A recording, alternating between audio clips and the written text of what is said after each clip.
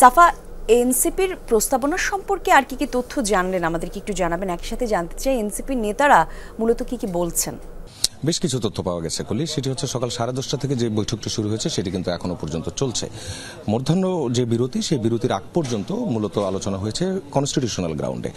অর্থাৎ এনসিপি বলছে 3টি পয়েন্ট, সেটি হচ্ছে protection of citizen, peaceful transition of power এবং সবশেষ সংবিধানের 70 অনুচ্ছেদ, সংসদ সদস্যদের স্বাধীনতা এবং তাদের যে ক্ষমতা, সেই জায়গাগুলো নিয়েই কিন্তু কথাবার্তা আসছে।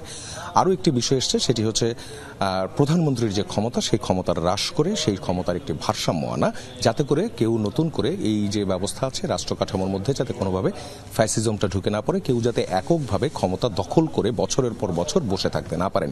এই বিষয়গুলোই কিন্তু তারা মূলত প্রথমার্ধের যে আলোচনা, সেই আলোচনার মধ্যে নিয়ে এসছেন। এর আগে আমরা দেখেছিলাম কমিশনগুলোর যে সাজেশন ছিল 166টি পয়েন্টে, সেই 166টি পয়েন্টের মধ্যে 113টি পয়েন্টে একমত ছিল এনসিপি। আজ তারা যেটি বলছেন যে তারা 129টি পয়েন্টে একমত হয়েছেন, অর্থাৎ নতুন করে 16টি পয়েন্টে তারা একমত হয়েছেন। গণপরিষদ নির্বাচন এবং জাতীয় সংসদ নির্বাচন, এই বিষয়টি যখন আলাদা করে আমরা মধ্যম বিরতির সময় যে সময়টিতে জানতে চেয়েছিলাম, তখন তারা বলছেন যে ওই জায়গাটাতে তারা এখনো পর্যন্ত অনড় আছেন। তারা বলছেন যে এই যে সংবিধান, বিদ্যমান সংবিধানের মধ্যে এখনো পর্যন্ত ফ্যাসিস্ট হয়ে ওঠা এবং হচ্ছে যে রাষ্ট্র কাঠামো ধরে রাখার, আঁকড়ে ধরে রাখার মতো যে বিধানগুলো রয়েছে, যে বন্দোবস্তগুলো রয়েছে, সেগুলো থেকে বেরিয়ে আসতে হবে এবং সেই জন্য গণপরিষদ যে নির্বাচন, সেই নির্বাচনের বিষয়গুলোতেও তারা গুরুত্ব দিচ্ছেন।